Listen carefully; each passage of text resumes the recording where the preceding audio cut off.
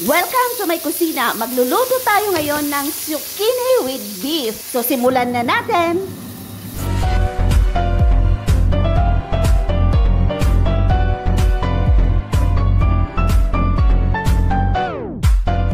Ito yung mga kailangan nating ingredient. Zucchini, bawang, beef. Na-marinate na po yan. Binili ko sa palengke. So gagamit tayo ng mantika. Yan, magpapainit na tayo ng kawali at ilalagay natin yung mantika. Pag mainit na yung mantika, syempre, igigisa na natin yung ating bawang. At haluin lang natin ng haluin hanggang maging golden brown yung ating bawang. And then, isusunod na natin ilagay yung ating beef na na-marinate na nabili sa palengke. Pwede rin kayo yung mag-marinate, pero ako, yung na-marinate na sa palengke yung binili ko, mas easy kasi nagmamadali ako. Marami akong trabaho ngayon. So, mas madali po siyang lutuin.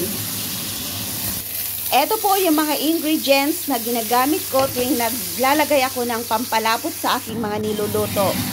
Cornstarch, oyster sauce, water, syempre yung paglalagyan nating bowl. So, simulan na natin.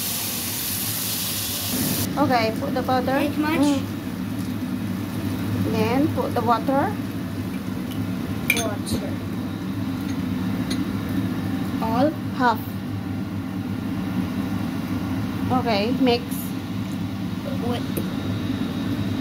What is the sauce? What Oyster sauce. you mean the is hot? Yes, put there.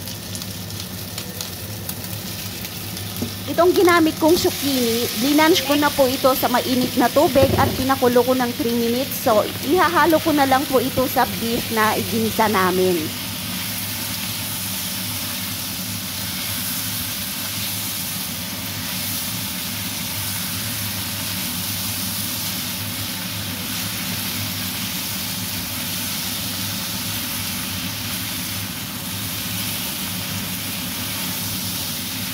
And put the sauce.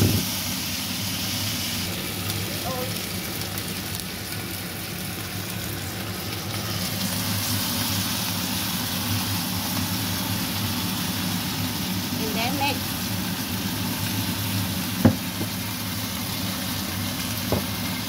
Thank you for watching my YouTube channel at luto na po yung ating zucchini. Thank you, Casey, for helping. Gustong-gusto po niya magluto kasama ko. So, thank you po sa inyong lahat. Please subscribe din Jigo Vlog. And don't forget to ring the bell for more videos. Maraming salamat po sa inyong lahat.